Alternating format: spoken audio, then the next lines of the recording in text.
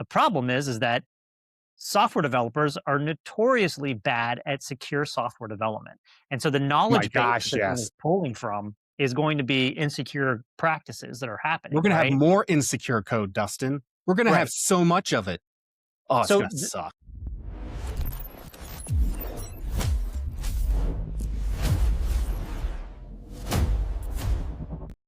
Arguably since the dawn of time, where the first man who found fire found it thought that suddenly the local warmer was concerned that his job would be taken away, technology has always posed a concern for a lot of individuals. We see this in things such as the Luddites and people who are concerned that any type of innovation will in fact take their jobs. And let's be honest, sometimes it does.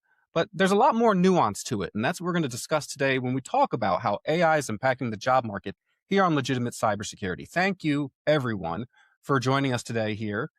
As always, I'm Frank Downs, and I'm with Dr. Dustin Brewer. And today we're going to be talking about how AI is impacting jobs. And specifically, we're going to bring to your attention Anthropic's most recent, I guess we can call it a report, right? Finding. What they report. did was they looked at the different types of things that their specific AIs had been working with and the types of jobs that they had been interacting with. And they developed the top 10 jobs that are going to be or under threat of being replaced by AI. And before we talk about those jobs, I think we have a really valuable opportunity here since we're working with someone who has done actual research of, we'll call it the doctoral kind. Is that what it is, Dustin? When Sure, yeah. when Scientific you research. when you see reports like this where, let's be honest, Anthropic gets to pick the goalposts, they get to pick the methodology, they get to pick a lot of different things. There's a lot of cherry picking here. And at the end of the day, Anthropic is still an organization, a company that wants to make money. So taking that into consideration, what are your thoughts when you find out that Anthropic makes a report like this? First of all, I think it's important to recognize that once again, here we are looking at a bunch of data that's been collected. Um, to the best of the user's knowledge, whether they know about it or remember signing the user agreement or whatever it is. This is the kind of stuff that these organizations can do with your data. Now, there's no personal information in any of this in this release. There's no, Frank Downs has used Anthropic 5 times in the past 24 hours to code to code something cool. But No, nice of you there to is, think I'd code something cool because you've seen my code. You know my code um, is not cool. well, hey, with Anthropic, it's even better now, Yeah, right? I could make it look cooler. Yeah. Um, and so that's part A to this is like looking at it from that perspective and saying like companies like this are going to have an amazing data set. However, comma, there are caveats to this in that the data that's collected is only going to be Anthropic or Claude users. Claude users are historically, or at least anecdotally, heavily programmers, people who are working more on the output side of things that has to do with computing, right? So, in other words, programmers, analysts, like those kinds of things. So, if you think about it that way, then when you look at this data and the data set and the stuff that came out from it, keep that that kind of that lens on while you're looking at this, understanding that most of the people who use Claude Data are of a users. particular type. Yeah, I like that perspective a lot because when you say that, it makes me think that even when we talk about computer programming and software development and things like that, and those are definitely things that we're going to talk about a bit more here as we talk about the roles and the jobs under threat. But ever since these types of things were being developed, the whole goal was efficiency and data management and being able to come to solutions quicker.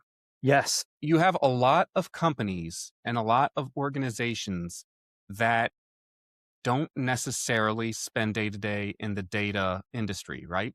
So when we talk about, uh, everyone always talks about, quote unquote, and I put it in quotes here because it's hard to define these as blue collar jobs when some of them, pay so well. I think blue collar is kind of derogatory, and there's nothing derogatory about any of the jobs we're mentioning. Right. But I when you actually think think, in the report they mentioned it's like this is mostly affecting like almost white collar jobs. yeah, But yeah, sorry, go well, ahead. like when you Continue. think of things like carpentry, when you think of things about building, when you think about the trades like plumbing, electrics, and electricians, things like that, these are traditionally how much time do they actually have to spend using AI to determine if their career is under threat, right? If you have like you're saying, if you have a small sample size here of the greater group, it's going to be interesting, right? However, I still think there's merit to the actual findings because we have been trying to make data sets more accessible. We've been trying to make data more informative and make processes more efficient in handling that data. So I agree with you big time there, and I think that that's a good lens to take on these specific, ideas. So let's start from the Right. bottom. Let's start from the bottom here, Yeah. Dustin. The Yeah. Let's do one it. that's at number 10 with a 46.8% observed AI exposure is computer user support specialist. So I do see this kind of going out, and honestly, it was because of the data set that we kind of already had. And when I talk about that, I talk about like YouTube videos, instructions have just gotten a lot better. And there's a million different YouTube videos for a million different things that you want to do, right? So if my mom, for example, is having an issue with her iPhone, she can go on YouTube, find a video, and if that video doesn't work, she'll find another video, and eventually she'll get to a person who can do it, and then show her how to do it. I've kind of seen again. This is all anecdotal, but this is stuff that I've kind of seen where we've had a pretty decent data set on this already. What makes this better is that instead of having to know a rudimentary or a really simplified query language like we used to have to with Google Hacks, right? So we used to have to do Google Hacks where you have to know to put things in put things in quotations, put a plus there. If you were looking at a specific site, make sure you put site colon the name of the site and then what were the search string you were looking for. There were all these kind of like little nuances for what you could do to really refine your searches. You don't need that anymore. You can just go to Claude or you can go to ChatGPT and say, "Hey, I'm looking for the best A, B, or C in order to do whatever it is I'm trying to do to fix to work with to fix my computer issue that I'm having. There is a knowledge base, and there's one thing that this can't replace, which is wisdom and experience. That we see with really experienced technical folks, support specialists, who are like, oh yeah, no, I know what the problem is and can answer that question super quick, right? Whereas an AI might give you a list of things, and that thing might be on the bottom of the list. You'll have to try multiple things before you get to it. Where somebody who you're describing it to as a human being might know by the tone of your voice, might know by the certain order in which things are going on. That might be the issue. I can give you actually a real world example of this. Recently, my mom's garbage disposal went out. And so I took a picture of the disposal's model number and then put it into Claude and said, "Hey, I need a drop-in replacement for this. I don't have to do any plumbing for change any of the plumbing, the heights or anything like that. I need to be drop-in. I need to fit the drain, and I need it to be available at my local Home Depot." I typed that in. I drove to my local Home Depot, and by the time like I got there, I was able to look at my phone, and it had said, "Yep, go to this aisle, do this, buy this, and then this is the drop-in replacement." So I did all that. Worked great. Everything was good. A week later, my mom's like, "Hey, I need to call the plumber. There's something going on with my dishwasher now." And I'm like, "Oh no, that's too bad." Yikes. So she calls the plumber. The plumber comes in. It took them a couple hours, but they figured out that one thing that I didn't do is that there is an inlet for your dishwasher into your garbage That's disposal, right? correct. Not everybody has a dishwasher. The manufacturer locks that little port, and they put a little block there that I did not know about, and it took people a really long time to figure this out. It would have been nice for Claude to have told me, "Oh, by the way, don't forget to take out this little piece because you're gonna have to do that if you're because I took a picture of it, so it knew that there was a tube from the dishwasher going in there. But this still is something that took another $80 of a plumber coming out and taking a look at it, another 2 hours of that person's time to try to figure this out. Which was I'm glad they didn't charge her any more than that. I would have felt really bad. But that's something that's small enough. But it's a perfect example of how this it can show you how to do things that it knows, but it's not necessarily going to have that same wisdom or same understanding of, oh, human being, dumb Dustin, human being, better tell him this too. Better make sure that he's doing the right things here. Okay, I did not think we'd be talking about garbage disposal today, but I'm going to bring it up. Was this your Yeah. first garbage disposal experience? No, no. Yeah. Garbage disposals are surprisingly not too difficult in the scheme of things. For like, if you're talking about being handy around the house, if you want to impress someone who is not handy, but at the same time you don't want to do anything too handy, upgrade the garbage disposal. They will Yeah, think you're amazing. yeah. It's not really plumbing, but at the same time, it's a more plumbing than they ever want to do kind of thing. Because I'm pretty confident if some people, when they open up like the drawers or the cabinets underneath the sink and they look in there, that's like a portal to another world. They're like, this place is scary. It's dark. There's chemicals. I clearly don't belong here. And since the garbage disposal's hanging there ominously, they freak out. But it's It is pretty actually, ominous. yeah, And it's got electricity and water going into it, and you're yep. like, I don't know Oh, about all danger this. zone, danger zone. But look, this all boiled down to a basic case of something that we've all heard so much was RTFM. Things that we have to do as human beings when we're doing something and making sure that we're doing it right. Claude missed it. You know what I mean? Like, and AI is going to miss it, and that's okay because they're going to have some kind of a assumption about your knowledge as well. So you might, I should have probably said Eli 5, help me install a garbage disposal, even though it's something I've done before. But you know what? Come to think of it, I think the last time I did do it, we didn't have a washing machine to have to attach it to. So that's it was just totally out of my head. I wasn't even thinking I'm about just glad that I did the first time I did because I was like, this hose connects to this port. it. Yeah. Interesting. Yep.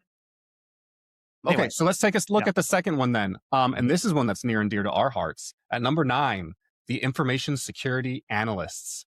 They have a 48.6% exposure to disruption here, according to Claude. And I found this one really interesting because, as a few listeners or viewers may know, we happen to be in the field of information security. Yeah, we dabble from time to Well, time, yeah. about 8 hours every day or so, at least. Yeah. And what I think, and I'd be interested in your take on this too, Dustin. But since I'm rude, I'm going to tell you my thoughts first. Yeah, please do. I have seen a lot of streamlining with information. I feel like this has been almost like a match made in heaven, to be perfectly honest, because for the last 20 years, you and I have been experiencing and or sharing with everyone that there is not nearly enough people in the field of cybersecurity. There's Hmm. not, and every time I use this quote way too much, but it's a silly quote, but one I heard at a conference once. Every time someone buys a new device, the internet gets a little bit bigger, right? Hmm. And if you take a look and approach things from that perspective, there was no way we could ever catch up with the need. So I like what I've seen so far, and I will eat my words if I have to. I have no problems recanting this later because, I'm allowed to change my mind. But I think that what we're seeing with AI and cybersecurity and information security is finally we're kind of tackling the problem at both ends of it, right? We still have the pipeline of people coming in, and there are still cybersecurity jobs out there to be had. And I'll be honest, especially if you want to start in cyber and you really want to be miserable, work at a SOC. Um, but that's also where I've seen a lot of AI integration really relieving some of the stress on some of the people we beat the most in the field of cybersecurity. And those are Yeah. those SOC analysts on the floor. Oh They yeah. can Oh yeah. never, and it's no problem with them. They are but humans, right? But it is so hard to keep on top of everything all the time. And I've really appreciated how AI has come in and integrated. Now, if you take a look at other parts of the field, things like what you and I do at the strategic level, AI has also helped a lot in that, hey, it is the best editor I never had for any of my reports, right? Hmm. And it is the best, like, I'd say intern that I didn't have that can check my results and make sure I'm Yes. not way too off task, right? Yep. Have I seen any instances where clients implicitly and comfortably trust AI outputs as the end all be all for their cybersecurity implementation? No. And I specifically think that's going to continue to be the case for 2 reasons. One, if you fail at cybersecurity, someone's getting fired. Someone's getting fired. Not going to fire AI. AI has no feelings, right? But they always want a head on a plate these days. So Hmm. they always want, whether you're outsourcing, offshoring, whatever, if you're outsourcing it, or even if you're doing it at home, there's got to be bodies there so that they can hold people accountable. And I think that's not going to go away anytime soon because people are afraid and they want a person there to make them more comfortable. Anyway, those are my thoughts. What do you think? Yeah, I agree with everything you said. I also want to point out that this one's a little tougher because, much like the computer user support specialist, we're still looking at a highly technical job. And the thing you have to remember is that AI is running on computers, right? AI is computer. It is not human. It is not human brain. It is computer ones and zeros. It can make a best guess at something. For editing reports, it's awesome. If you're trying to do analysis on packets or any kind of ones and zeros or data coming through the pipeline, it's excellent. Regular expression, sure, maybe it's dead, but maybe not. Also, we don't know yet. We're trying out some new stuff in the field and we're seeing if it works. But the underlying technology that's running this is still the basic technology, and I'm like the worst at having to repeating myself about this stuff. But But we've do been it using it for anyway. yeah, we've been using it for 70 years. It's the same IPv4 stack because IPv6 hasn't caught on yet. It's the same x86 architecture for the most part that we're using, unless you're using an Apple. And I get that there's an M1 now and an M2, and probably there's probably M3 and M4 now. I'm just an old man. Things are changing a little bit, but not even that much. Even ARM architecture is still kind of the same. And we've seen this happen in the industry before. Like where computer security actually came from is because we started making computers simpler to use for the average everyday person, right? And then we started to see programming languages getting simpler, right? And we're like, oh, this is actually Python is actually kind of like almost human language, right? There's still some syntax and some stuff that you have to learn, but now it's like you can just type in a prompt and say, hey, I want to make an application on the iPhone to be able to do A, B, and C and track this and this and this, and it'll make one for you, right? The problem is that software developers are notoriously bad at secure software development. And so the My knowledge base gosh, that they're yes. pulling from is going to be insecure practices that are We're happening, going to have right? more insecure code, Dustin. We're going to have Right. so much of it. Oh, it's So going to suck. there's a compound issue here, right? It's we can't replace the job of a junior analyst because they have to learn it somewhere. And at some point, you're going to have to look at that AI system. You're going to have to audit it. You're going to have to make sure that it's doing the right things. You're going to have to make sure that it's saying the right things. You're going to have to make sure it's blocking the right packets or alerting the SOC correctly. It's not a false positive. Like these things are going to keep happening. And if we go too far away from where we currently are, even with programming and knowledge and understanding how computers work at a visceral level, it's going to get worse, right? We're going to get worse. So we still need that. So I'm not 100% on board with this one. I get where they're going for it. It's going to make things, yes, you can use probably one or two as opposed to a team of five. You could probably do the same thing with a team of one and two, but you're still going to have to train those individuals and there's still going to have to be, an understanding of what's going on in the background here. Anyway, I'll stop talking. No, no, I think you make a good point there because, and I've thought of that, but not to that huge extent. I am seeing so many people think they're coders now, which Yeah. which I'll be honest, vibe coding is coding. Yeah. So I mean, I guess they I like are it. coders now, Hmm. but the rapidity with which I'm seeing it adopted. We had, for example, Milan on a couple weeks ago, where he said the new expectation is going to be that all product managers and product owners are going to be expected to be coders as well, vibe coders. And I don't think he's wrong necessarily. I No. do think what he said is utterly frightening because I know a lot of product owners and product managers. And just Yes. because they can manage a product does not mean they know product, if that Yeah. makes sense. Yeah. So that on its face alone is concerning. But now they're all going to be embodied and enabled with this capability to create monstrosities that are a hair above MVP, and then they're going to start charging people to handle corporate data with it. If anything, I think that kind of somewhat invalidates point nine to an extent because of information security analysts being. I think there'll still be disruption and so forth, but I agree with you. There's always going to be a need for that because, and you and I know how hackers work. They work faster than red team always works faster than blue team. It's a weird relationship. So there's always going to be more. No, for real, bro. What was it? They've reduced the time on target to get lateral exploitation inside a system, right? To gain access and get into a Yeah. system from days to under an hour. Yeah. It used to take, like, when Dustin and I started hacking, it used to take, like, if you wanted to be good at it anyway, it would take you days to really sneak into a system. First, find a way to sneak in, then sneak in, then find somewhere to go. Because once you're just in the system, doesn't mean you're anywhere good.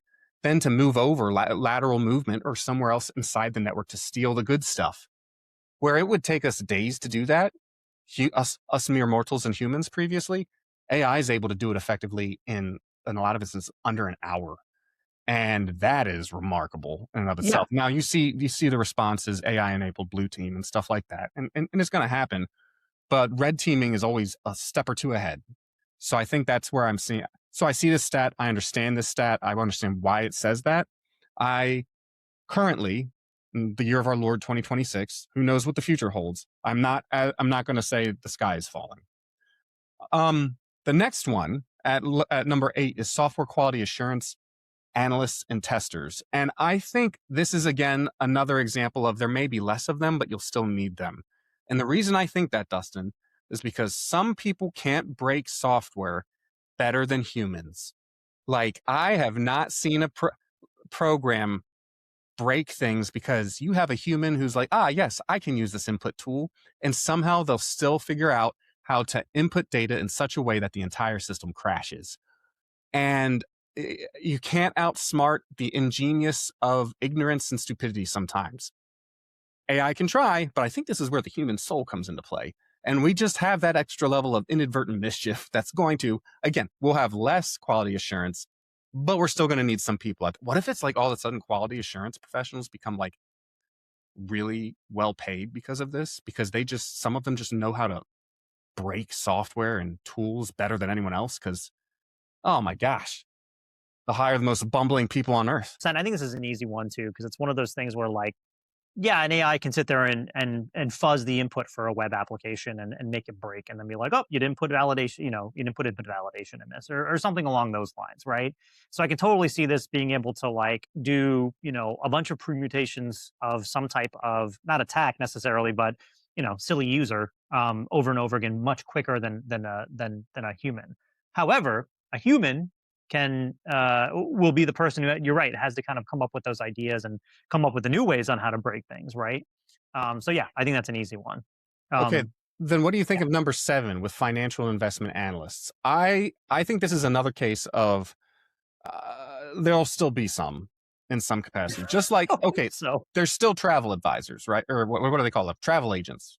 It's just not like it was in the 90s where you had your local town travel agent that you would go to and you'd say, I want to go to the Bahamas, and they plan all that. No, it's morphed because we see travel agents, they just seem to be more specific. Like, I know Disney has specific travel agents, and I think and other organizations have travel agents. And I think that's because at some point, doing some things, having a human stay fully aware of a lot of stuff is what people prefer and how they want to handle it. I also think that they want a throat to kind of choke. Um, with financial investment analysts, I would put it down to the market is built off human behavior and their belief in the system and mhm, business. mhm. I've not found an AI that can really well predict that yet. Now maybe they exist. Maybe that's the one Elon keeps in the basement that he doesn't let us use, and that's how he's becoming the first trillionaire. I don't know, but I haven't seen it yet. So I think there's gonna be a world for them, and I'm not just saying this because I have a lot of them in my family, but I think there's gonna be a stage for them. I think some people are gonna want them. They may become a tool of the wealthy, in that, like, and maybe they already are. If you think about it, like, I don't know many people that have financial analysts, but I do. The ones I do know are, of higher income bracket and higher net worth. And I'm wondering if it's just like they like having them to be like, yes, this is my man. He tells me what to do about the markets and stuff like that. I don't know. I still think they're going to exist though. Yeah, I think we have seen a similar case study here with Cambridge Analytica, where computer algorithms have informed other algorithms to try to shift a perception or in the case of Cambridge Analytica, the outcomes of a election, right? And so what scares me about this is that eventually, if we do start using it this way, um, it will eventually be AI controlling the market, AI on the market, AI is the market. You know what I mean? It's just like going to be, it's like kind of a loop back of itself. And it will be able to steer us in any kind of direction it wants or any kind of direction that it is programmed to steer us into. So that's my biggest kind of issue or concern with this is that I still will probably trust a human being no matter what, as long as they're also not the one not just plugging things into AI. I think where a lot of this comes in as financial and investment analysts is that like I use AI to take a look at my monthly spending or whatever and be like, hey, where do I need to cut back? 100%.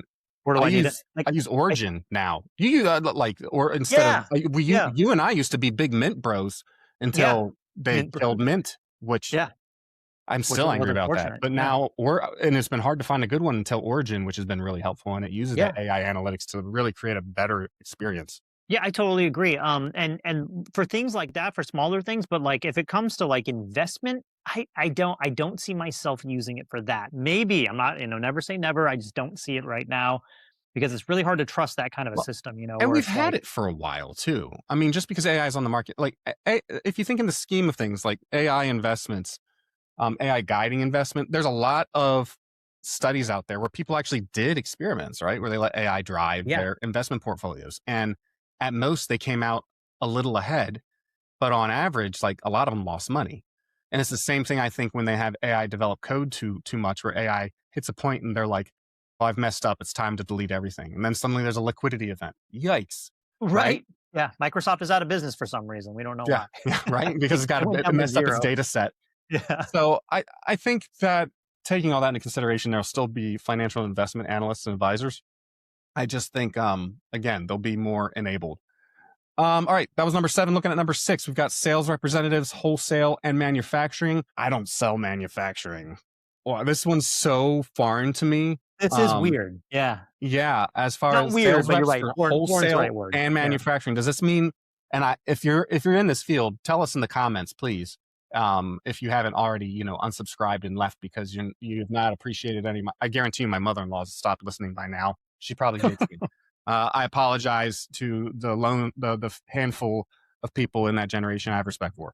Um, when we're talking about sales representatives, wholesale, and manufacturing, I'm guessing, is this like, what was it, trading places where they sold like pork bellies and stuff? I don't know. This is what. See, I I think these don't people are going to be know. around because we don't even know what they do.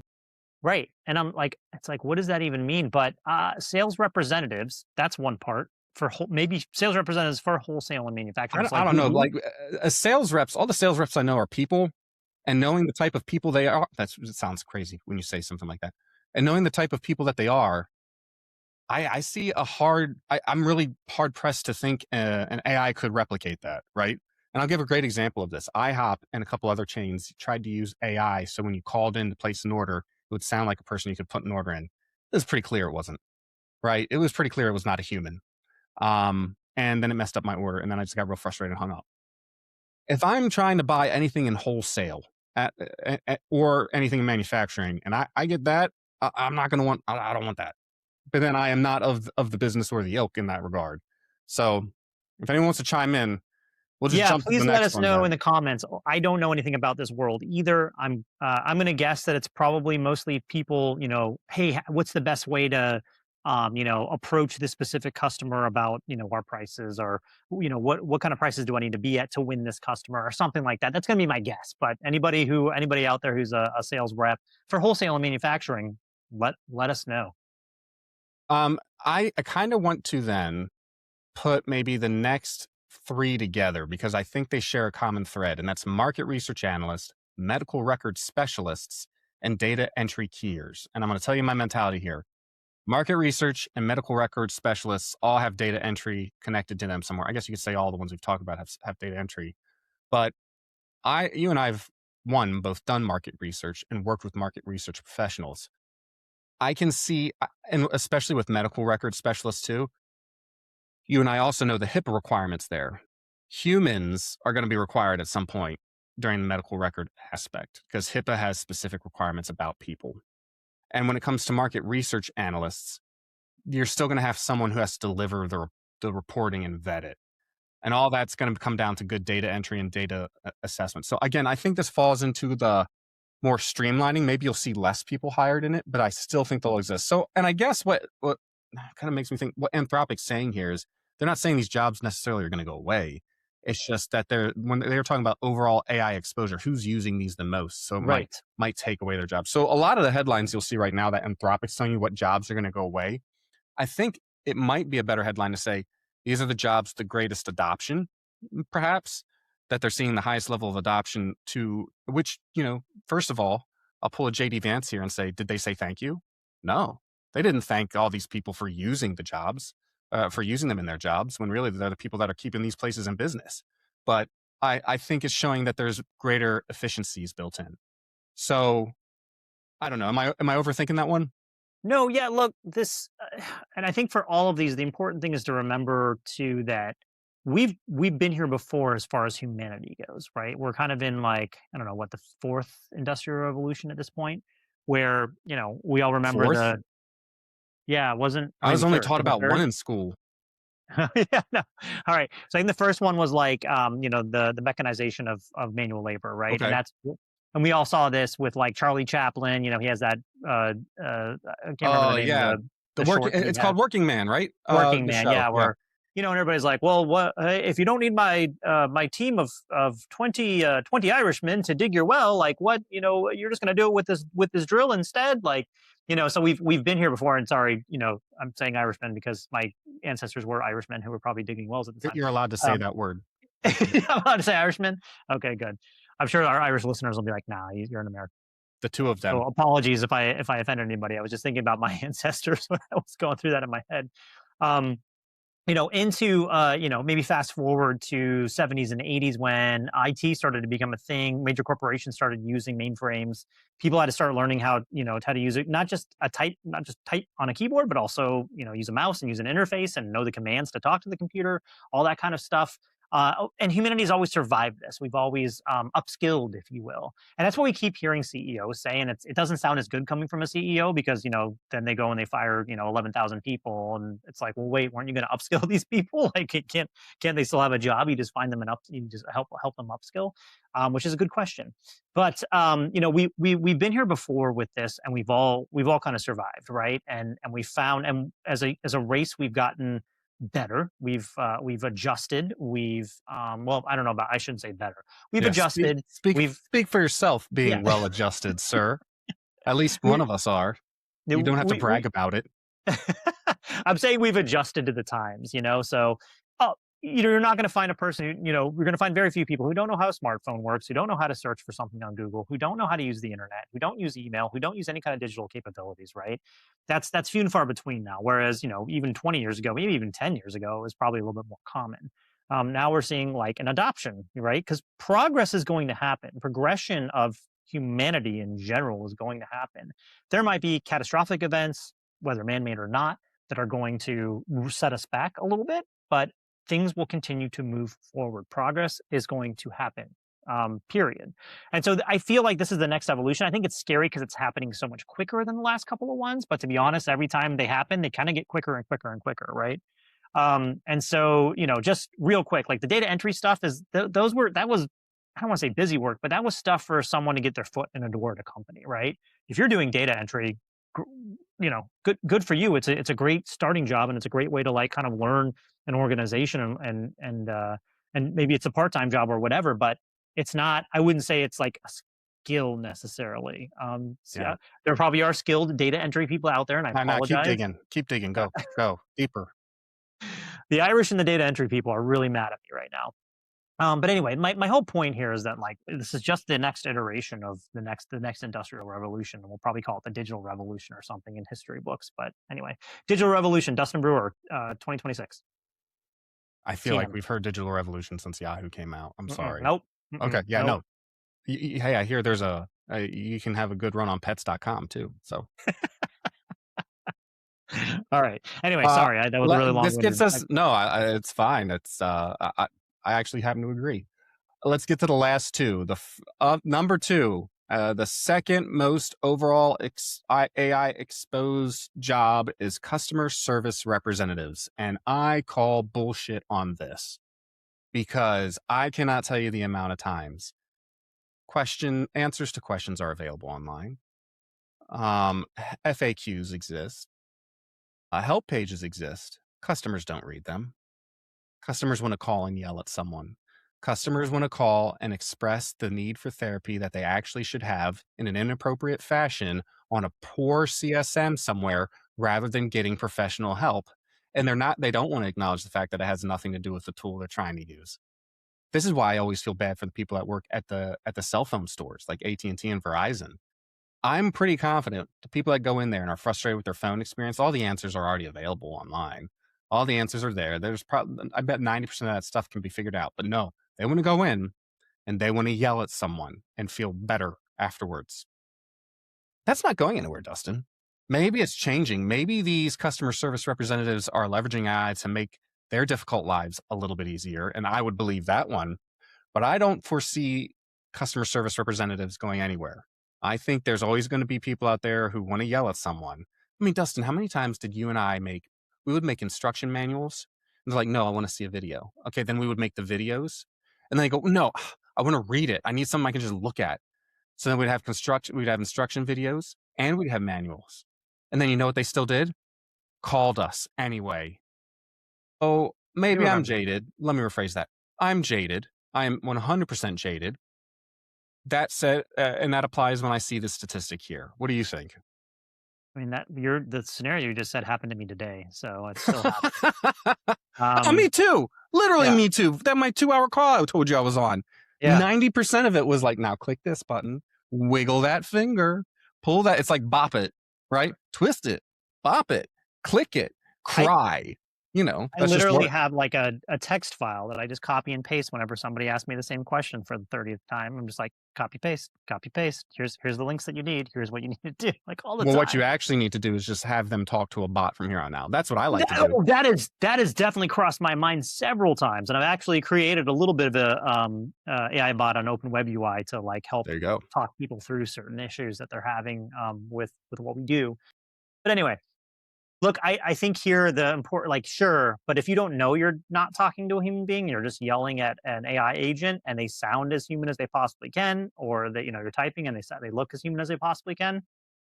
Does it really matter? Like perception is reality at that point, I right? think It's you might very be right in certain yeah. ways. I think people, ooh, hot take. I think people would be more comfortable dating an AI bot than having one as their call Customer center service. help. That when they would rather have someone when they call into their credit card company or their phone company, the call center, they'd rather have a person than a bot. But there's people out there that are like, but I'm fine, but I'm dating this bot. It's okay. Yeah, I don't disagree with that, and I think we probably need to have a psychologist back on again to Yeah. ask questions Bring about in stuff like Anna this. for that one. That's a Yeah, good one. I'm gonna write that um, one down. yeah. I mean, but if you think about it, like, yeah, if your partner in life is supposed to, be supportive and, understanding, and look, because we all have our own issues, we're not always our peak performance in that respect, right? Whereas customer service, like, which I think is kind of part of it to me, anyways, part of the human experience. So if you take that away, I don't even know. I don't know. I guess what I'm trying to say is I'm not sure I could date an AI bot. Anyway, moving I prefer not to. I prefer not to as well. Moving on to the customer service, like where this kind of ties into like a customer service representative is, they're already kind of paid to do what they're doing, and so I think a lot of people have that perception. Well, you're paid for me to yell at. I think that's where that mindset comes from. But also sometimes people just like to yell at people. I mean, like, and you're right, they probably need therapy. You know, Yelling at a customer service agent isn't going to do it for you. What would be really cool is if we could do the AI to like kind of somehow walk someone through something to get them to calm down before they actually talk to a human being. So they're not treating the human being like shit, but if they treat the That would machine like shit, that would be amazing if you called yeah, into like a helpline. You got me saying hotline now. Like it's like you just brought two worlds together there. But you call into a helpline and they're like, "We're getting your person, but as we do it, take 4 calming breaths with me," and yeah, stuff like that. And you yeah, can't talk to a real person until they can hear you do the breaths or something. yeah. Voice analysis to see if you're like upset or not. Yeah, I think we just made a company right there. There you go. someone took it already. It's Yeah, so fine. yeah. There are, I think they do like Whisper, I think is a GPT capability that can listen to a voice and find emotion. I think it's called Whisper AI. I could be wrong. Hmm. But that's something that I'd rather not is really speak with interesting. it. I don't need it telling me how I feel. Fair enough. I Okay. I already Final. don't like my feelings. Anyway, moving on to number 1 then. To the shock of no one, computer programmers. As observed AI exposure at 74.5%, the people who are using it most are computer programmers, and I have to tell you, it's true. I've seen it. If anything, take a look at the Stack Overflow visits since 2023. It's dropped like a rock, right? Dropped like a rock down an abandoned well. It's bad. And I'll be Which perfectly is honest. Huh? which is ironic because that's where all of these agents got all their information from. Yeah. But you would always go there hoping that you could just do one search and find your answer pretty quick. It's just doing that, but faster. And I will say, I do feel for a lot of the young people who are graduating with computer degrees. Imagine starting college in 2023, right? Or 2022. and you just got out of college here or getting ready to get out of college, and you did software, you did computer programming, you did all that. It's a different world than when you went in. And I still think there are still jobs out there. It's just now familiarity with AI and AI integration is definitely going to have to be part of your resume at this point. Something that you learned, something that you have. I guess those AI certs are. We had a friend of ours ask about AI certifications the other day, professional certifications. And I have to tell you, so far, I've been very unimpressed with the AI certifications that have come out. And I think they're just money grabs at this point, which, listen, I got nothing against trying to grab at money. I prefer to have some as well. But that doesn't mean you should make a subpar certification and act like it's amazing when it's truly trash. Yeah, two things on this. One, again, remember where this data is coming from. It's coming from Anthropic, which of course is Claude's mother company, and is what most programmers or most folks are utilizing for things like programming or computer engineering or just something with like kind of computer based output. So that's one important takeaway here is remember that this data is going to be skewed towards those folks. Whereas if you looked at ChatGPT usage, it might be more along the lines of like legal or educational or something along those lines, right? So just remember to use that lens. Computer programmers for sure. I mean, it's the vibe coding is a thing. It's really popular. We see everybody getting into it. Everybody in our organizations getting into it. People from sales to product to CSMs to customer service to everybody. Like it's just it's amazing what you can do with it nowadays. So that's important. The second point that you made there, and I do like it, is that is the certification stuff that's coming out. And look, this is kind of like quantum computing where there's a lot of stuff happening in within AI and within models that even the people who programmed it don't understand, right? So if you're thinking that you're going to like take a 5-day boot camp and all of a sudden be an expert in artificial intelligence, even the experts in artificial intelligence aren't experts in artificial intelligence at this point. Then So that's welcome to another. Isaka, I think is what you meant. So I mean, but what I am saying is like welcome to the world of quick certifications for something that's not truly understood yet. Not saying that we're ever going to understand it. And to be fair, we don't necessarily 100% radio frequency and RF and how that works, right? But we still have Ghosts. Wi-Fi we still yes, right. We still have Uh, Wi-Fi certifications. We still have RF capability certifications that you can get. Ham radio operators have certifications. Engineers have certifications in RF. So it's important to kind of like make sure we're looking at that nuance, but at the same time, we need to make sure. Again, we need to make sure that when I can't tell you how many people I've seen on LinkedIn, colleagues who all of a sudden are AI experts, and I'm like oh yeah, or AI developers when AI really it's like you wrote developers an or agent. yeah, or whatever it is.